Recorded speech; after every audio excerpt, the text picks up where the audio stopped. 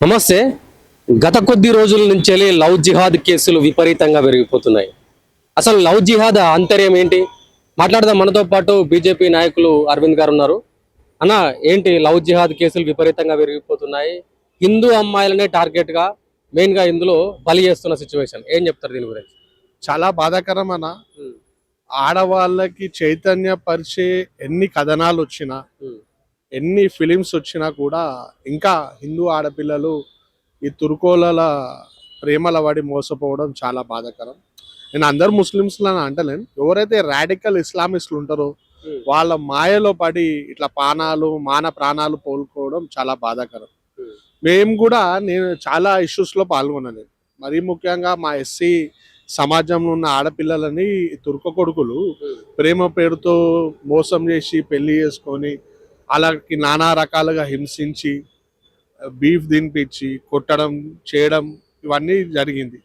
ఆ ఆడపిల్లలు మాకు అప్రోచ్ కాగానే మేము వాళ్ళకి రక్షణగా నిలబడి వాళ్ళకి న్యాయం జరిగే విధంగా పోరాటం చేసినాం.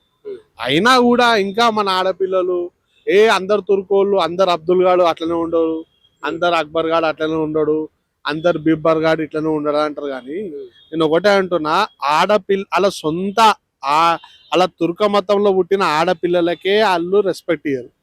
ఇక మీరు వేరే మతం ఆడపిల్లలు వాళ్ళ దృష్టిలో మనం కాఫీర్గాళ్ళ మతం ఆడపిల్లకి వాళ్ళకి ఏం మర్యాద ఇస్తారు? ఇంకనైనా తెలివి తెచ్చుకోర్రి, తుర్కోళ్ళతో జర దూరం ఉండుర్రి. అదే ఇప్పుడు ఎగ్జాంపుల్ మన కుకట్పల్లిలో ఇన్సిడెంట్ అయింది. ఇంత అన్యాయమన. ఇప్పుడు మన ఇంటికి కోడలు వస్తే అత్త మామ అయ్యలేగానే చూసుకుంటారు. అరే 25 ఏళ్ళు నేను పెంచిన రవి, నువ్వు 25 ఏళ్ళు పెంచినావు, కానీ 75 ఏళ్ళు నా బిడ్డగా చూసుకుంటా అని పెళ్లి కొడుకు వాళ్ళ అయ్య అమ్మ అలా ఆడపిల్ల వాళ్ళకి తల్లిదండ్రులకు మాట ఇచ్చి తీసుకొస్తారు. కానీ ఈ విచిత్రమైన మతంలా మామనే కోడల మీద అత్యాచారం చేస్తారా? ఇదేం మతం బై? ఇంత అన్యాయమా? ఆ ఆడపిల్లని పట్టుకొని ముండా కొడుకు నలుగురు కలిసి కిరాతకంగా రేప్ చేసి బ్లాక్మెయిల్ చేసి వాళ్ళ ఆస్తి పాస్తులు లాక్కొని, మరీ ముఖ్యంగా వాళ్ళ మామబి ఓడైతే లత్కోరుగాడు ఉండో అని అయ్యబి ఆ ఆడపిల్ల పేరు అత్యాచారం చేసి. అంటే నేను ఏమంటున్నా అంటే, ఇదంతా ఇన్సిడెంట్ జరుగుతుంది కదా, ఆ ఆడోళ్ళ సిగ్గు శరమేమని ఉందా? ఆ తుర్క ఆడోళ్ళకి వాళ్ళు దగ్గరుండి ఇవన్నీ చేపిస్తారా? అంటే ఎంత దౌర్భాగ్యమైన స్థితిలో వాళ్ళ మైండ్ సెట్ ఉందో మీరు అర్థం చేసుకోండి. నేను మీ ద్వారా గతంలో కూడా మీ ద్వారా నేను చెప్పిన మీడియా ముఖంగా, ఇప్పుడు మేము మళ్ళీ చెప్తున్నా, హిందూ ఆడపిల్లలు మరియు క్రిస్టియన్ ఆడపిల్లలు కూడా, ఎందుకంటే వాళ్ళని కూడా టార్గెట్, హిందువులే టార్గెట్ కదా, క్రిస్టియన్స్ కూడా క్రిస్టియన్ ఆడపిల్లలను కూడా టార్గెట్ చేస్తున్నారు. క్రిస్టియానిటీకి చెందిన ఆడపిల్లలను కూడా వీళ్ళు టార్గెట్ చేసి, మీ దేవుడు మా దేవుడు ఇద్దరు ఒకటే, మనం సగం ఉండాలా, ఈ హిందూ దేవుళ్ళని టార్గెట్ చేయాలా అని చెప్పి అలా మాయ మాటలు చెప్పి వాళ్ళని పెళ్లి చేసుకుంటారు. వాళ్ళని కూడా ఇట్లానే మోసం చేసి క్రిస్టియన్ ఎంతో మంది, ఇప్పుడు కేరళలోనే చూడండి, చాలా మంది క్రిస్టియానిటీకి సంబంధించిన పెద్ద పెద్ద మత గురువులు నరేంద్ర మోదీ గారు అమిత్ షా గారిని కలిసి మా ఆడపిల్లలపై ఇట్లా అత్యాచారాలు జరుగుతున్నాయి, ఇక్కడ స్థానిక ప్రభుత్వం ఏం చర్యలు తీసుకుంటలేరు, ఇస్లామిక్ మైండ్ సెట్ తో వాళ్ళని జబర్దస్తి ధర్మ పరివర్తన చేస్తారు, మమ్మల్ని కాపాడరు అని చెప్పి బిషప్స్ అమిత్ షా గారిని నరేంద్ర మోదీ గారిని కలిసి. అంటే వాళ్ళు ఎంత కిరాతకంగా హిందూ మతాన్ని మరియు క్రిస్టియానిటీ మతాన్ని టార్గెట్ చేస్తారు. ఎందుకంటే ఇప్పుడు స్త్రీ శక్తి ఉంటేనే సంతానం అనేది పెరుగుతుంది. ఈ సృష్టికర్తకి స్త్రీయే ముఖ్యం. అలాంటి స్త్రీలను టార్గెట్ చేస్తారు. వీళ్ళు పెళ్లి చేసుకోవాలా, 4-5 పిల్లలను కనాలా, వాళ్ళ దాన్ని ఏమంటారు తలాక్ ఇచ్చేయాలా, అందుకే వేరే వాళ్ళని చేసుకోవాలి. అట్లా కంటిన్యూస్ గా చేసుకుంటూ పోతుర్రు.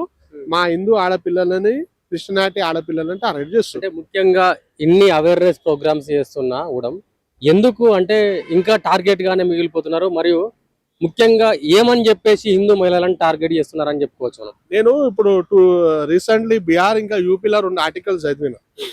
అక్కడ ఎవరైతే ముస్లిం మతానికి చెందిన ఆడపిల్లలు ఉన్నారో వాళ్ళు హిందూ ఆడపిల్లలతో దోస్తాని చేస్తారు. దోస్తాని చేసి ఏం చేస్తారు, మన హైదరాబాద్ లో చాలా జరిగినాయి, మా దగ్గరికి కొన్ని కేసెస్ వచ్చినాయి. ఆ ప్రాసెస్ లో ఏం చేస్తారంటే వీళ్ళు వాళ్ళకి బాగా దగ్గర అవుతారు. ఇక ఆడపిల్లలు అన్నప్పుడు దోస్తాన్ అన్నప్పుడు మన హిందూ మతంలో ఎట్లా అంటే దోస్తాని కోసం జానిస్తామే. సో ఆ ప్రాసెస్ లా వీళ్ళు బాగా ఇజ్జత్ ఇస్తారు. వాళ్ళు వీళ్ళకి ఏం చేస్తారంటే హిజాబ్ వేయించి, కొన్ని కాలేజెస్ లో చూసారుగా మీరు, బొట్టు తీసేసి హిజాబ్ వేసి వాళ్ళకి నమాజ్ ఎట్లా చదవాలో నేర్పించి అవన్నీ చేసారు.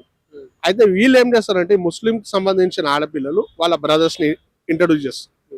డైలాడి వదులుతాడు కదా, ఓ వీడు మా అన్న అని చెప్పి దోస్తానే చేపిస్తారు. అలా అన్న దోస్తు ఇంకొక ఆడపిల్లని టార్గెట్ చేపిస్తారు. అట్లా ఈ ముస్లిం మతానికి చెందిన ఆడపిల్లలు హిందూ మతం ఆడపిల్లని వాళ్ళ ఇంటి ముస్లిం అన్నదమ్ములకి వాళ్ళకి దోస్తాన చేపించి లవ్ జిహాద్ కి మెయిన్ కారణం వాళ్ళే. ఆ నుంచే ఇది చేయడం అనేది స్టార్ట్ అయింది. నా దగ్గర 4-5 కేసులు వచ్చినాయి. అన్నిట్లా ఫ్రెండ్ ఎవరైతే హిందూ ఆడపిల్ల ఫ్రెండ్ ముస్లిం ఆడపిల్ల ఉందో ఆమెనే వీళ్ళిద్దరికి కనెక్టింగ్ చేపించి వాళ్ళకి లవ్ జిహాద్ జరిగేటట్టు పేరు ఒప్పించి. అంటే ఇప్పుడు మీరు లవ్ జిహాద్ అని అంటున్నారు. సరే మతం అది మతం వేరే మతం వాళ్ళని చేసుకున్న పెళ్లిలలో చాలా మంది హ్యాపీగా కూడా ఉన్నారు కదా, మరి దీన్ని లవ్ జిహాద్ అని ఎట్లా అనుకోవచ్చు? అది కేవలం హిందూ అబ్బాయి ముస్లిం ఆడపిల్లని చేసుకుంటే చాలా పవిత్రంగా ఒక ఇంటికి మహాలక్ష్మి రూపంలో కొలుచుకుంటూ చూస్తారు. చాలా మంది రేర్ కేసెస్ మీరు చూడరు. ముస్లిం ఆడపిల్లలు ఎవరైతే హిందూ మతానికి చెందిన అబ్బాయిలను పెళ్లి చేసుకుంటే ఏమైనా ఎక్కువ ఇన్సిడెంట్ అయిందా? సంపుడన్నా, ఫ్రిడ్జ్ లో పెట్టుడన్నా, లేకపోతే కాళ్ళ పెట్టుడన్నా, ఆడ పాటలుగా నరకేసి పెట్టుడన్నా, లేకపోతే వాళ్ళ ఇంటోళ్ళు రేపు చేసుడు, ఏదైనా ఇన్సిడెంట్ విన్నారా? అది హిందూ మతం ఉండదు. ఎందుకంటే హిందూ మతంలో ఆడవాళ్ళని రెస్పెక్ట్ ఇచ్చి గౌరవించే మతం. ఏంటి ఆడబిడ్డనైనా పెళ్లి చేసుకుంటే మన ఇంటి మహాలక్ష్మి, ఆమె బాగుంటేనే మన ఇల్లు బాగుంటది, మన ఇల్లు బాగుంటేనే మన నగరం బాగుంటది, నగరం బాగుంటే దేశం బాగుంటారని నమ్మే సిద్ధాంతం మనది. అందుకే ఆడవాళ్ళని మనకు రెస్పెక్ట్ ఇస్తాం. అలా అవన్నీ లేరు. ఆడవాళ్ళని కేవలం పిల్లలు అనే మషిన్లేగా చూస్తారు ఈ ముస్లిమ్స్.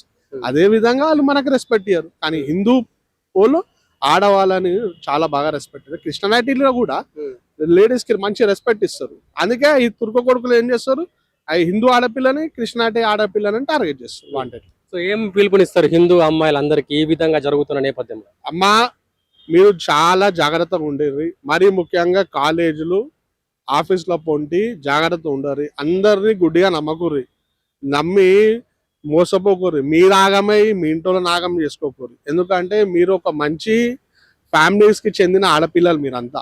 ఏ ఆడపిల్ల అయినా చాలా పరువు కోసం ప్రాణాలు అర్పించే ఫ్యామిలీస్ ఉంటాయి. సో దయచేసి మీ ఫ్యామిలీస్ ని దృష్టిలో పెట్టుకోండి. వీలైనంత మట్టుకు తురుక కొడుకులతో దూరంగా ఉండరు. తురుకోళ్ళని నమ్మకూరు, నమ్మి మీ జిందగీలు ఖరాబ్ చేసుకోకూడదు.